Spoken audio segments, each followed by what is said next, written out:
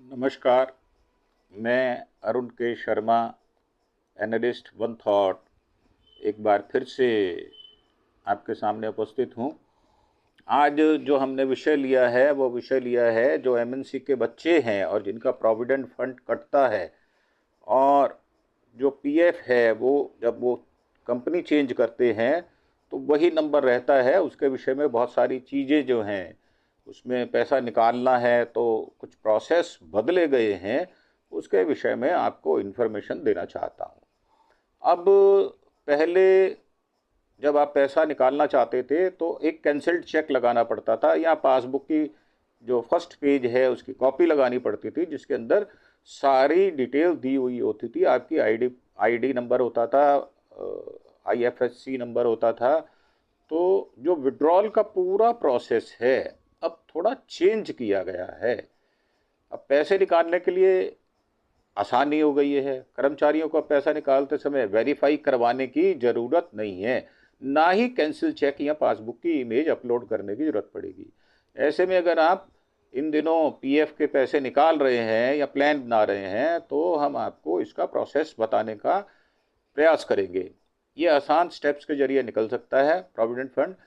इसको निकालने के लिए कर्मचारी को सबसे पहले ईपीएफओ की आधिकारिक वेबसाइट जो दी हुई है,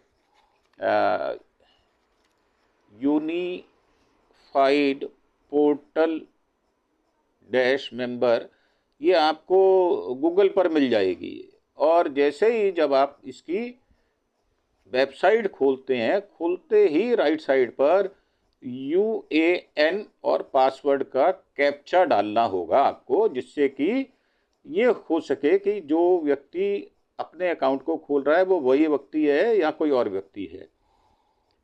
तो उस पर आपको अगले पेज पर ऑनलाइन सर्विस के टैब पर क्लिक करना है।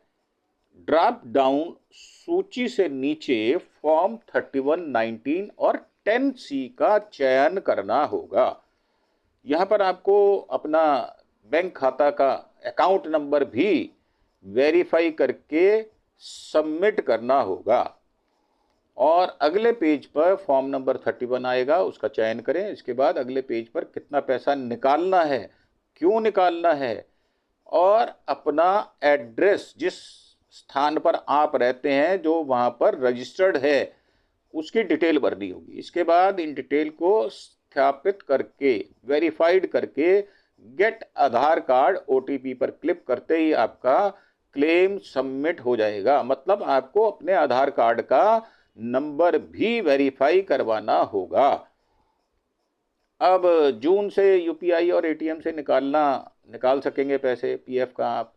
अब इसमें क्या है, ईपीएफओ मेंबर्स जल्द ही यूपीआई और एटीएम से पीएफ का पैसा निकाल सकेंगे। इसकी लिमिट जो है 1 लाख रुपए तक होगी। एक बार में आप 1 लाख रुपया ही निकाल पाएंगे। इस साल मई के आखिरी या जून की शुरुआत तक ये सुविधा होने की उम्मीद थी, और इसके लिए कर्मचारियों को डेबिट कार्ड की तरह ईपीएफओ विड्रॉल कार्ड दिया गया है। इससे पहले वे एटीएम से तुरंत पैसा निकाल सकेंगे। यूपीआई के जरिए यूजर्स अपना पीएफ का बैलेंस भी चेक कर सकते हैं, और मेंबर्स को ऑनलाइन क्लेम की प्रोसेस में 2 हफ्ते लग जाते हैं। एटीएम और यूपीआई से पीएफ का पैसा कैसे निकाल सकते हैं, इस नई प्रोसेस में सब्सक्राइबर को एक विशेष एटीएम कार्ड जारी किया जाता है जो उनके पीएफ अकाउंट से लिंक होता है। इस कार्ड का इस्तेमाल करके सब्सक्राइबर एटीएम मशीनों से सीधे अपने पीएफ का पैसा निकाल सकते हैं। यहीं पर यूपीआई से पैसा निकालने के लिए आपको अपने पीएफ अकाउंट को यूपीआई से लिंक करना होगा, उसके बिना नहीं होगा। उसके बाद सब्सक्राइबर पीएफ का पैसा अपने बैंक अकाउंट में ट्रांसफ़र करेगा। नौकरी जाने पर 1 महीने बाद इसको निकाला जा सकता है। पीएफ का पैसा 75% से ज़्यादा आप नहीं निकाल सकते। पीएफ विड्रॉल के नियम के तहत अगर किसी मेंबर की नौकरी चली जाती है तो वह 1 महीने बाद पीएफ का पैसा जो है वो 75% ही निकाल सकता है, जिससे बेरोजगारी के दौरान अपनी ज़रूरतें पूरी कर सकता है। पीएफ में जमा बाकी पैसा 25% हिस्से को जॉब छूटने के 2 महीने बाद निकाला जा सकता है। अब यह किस किस काम के लिए आप पैसा निकाल सकते हैं और उस नौकरी की अवधि कितनी होनी चाहिए, कितना पैसा निकाल सकते हैं, इसके विषय में बात करते हैं। घर का निर्माण अगर करना है या घर खरीदना है तो कर्मचारी को 5 साल लगातार सर्विस में रहना होगा। उसके बाद ही आप उसमें से पैसा निकाल सकते हैं। घर खरीदने के लिए मासिक वेतन के 24 गुना राशि पीएफ फंड से निकाल सकते हैं। वहीं खरीद और निर्माण दोनों के मामले में मासिक वेतन से 36 गुना के बराबर पैसा निकाला जा सकता है। मेडिकल के लिए कोई शर्त नहीं है। ब्याज के साथ ईपीएफओ खाते में कर्मचारी के योगदान के बराबर राशि या उसके मासिक वेतन का 6 गुना होता है। जो भी कम हो उससे राशि निकाली जा सकती है। होम लोन का अनुपात जो है भुगतान कैसे होगा? कर्मचारी को 3 साल तक लगातार सर्विस में होना चाहिए और 90% के करीब आप अपनी राशि निकाल सकते हैं। घर की मरम्मत के लिए कर्मचारियों को घर के निर्माण का पूरा होने की तारीख से 5 साल तक निरंतर सेवा में रहना चाहिए।